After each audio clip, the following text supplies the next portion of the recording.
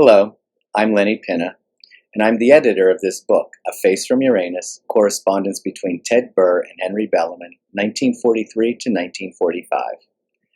I'm continuing with the third and last part of Henry's letter. I didn't mean that your English was terribly bad.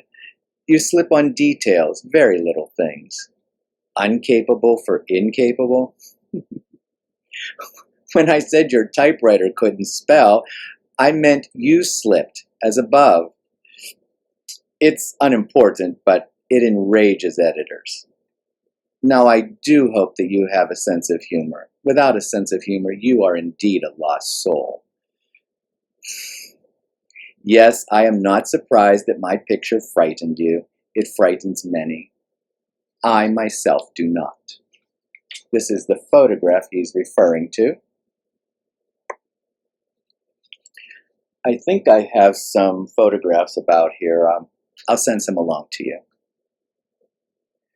I wonder if what you found in the library was a biographical sketch done by the, I've forgotten the company now. Anyway, I think it could be what I'm thinking of.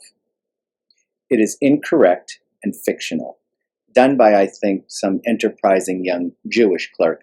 It is the 20th century authors, I think, who disliked the German sound of my name. I used to use the full German form of my name because it was at that remote time very useful in the musical world.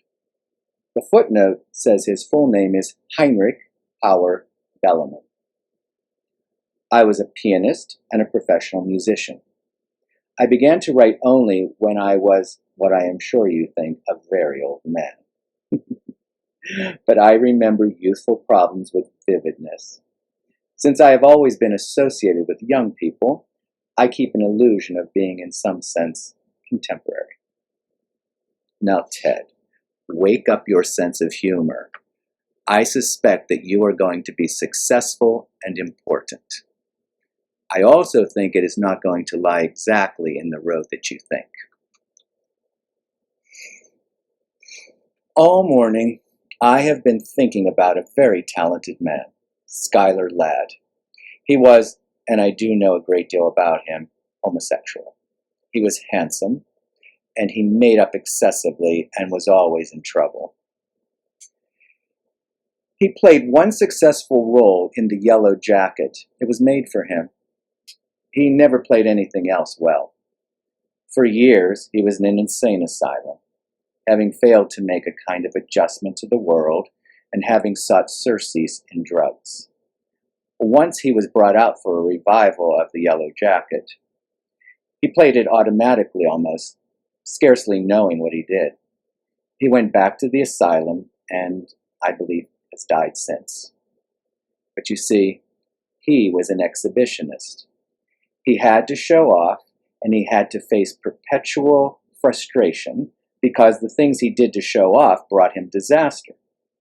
Ridicule mostly. This isn't meant to frighten you. As long as I can be useful to you in sympathy or help or literary advice, I stand by you. I don't know why I say this because I am a busy person and not too well. I suppose it is that you could and did write with that communicating warmth that made me like you and feel that you could eventually write. Let's see. I am willing to help insofar as I can, but you must be able to slave with pencil and paper. It isn't easy. I rather think that young novelists can only write autobiographically. They have not seen enough of the world otherwise. But even that can be most important. Sincerely, H.B. This concludes Series 2 of Dramatic Readings.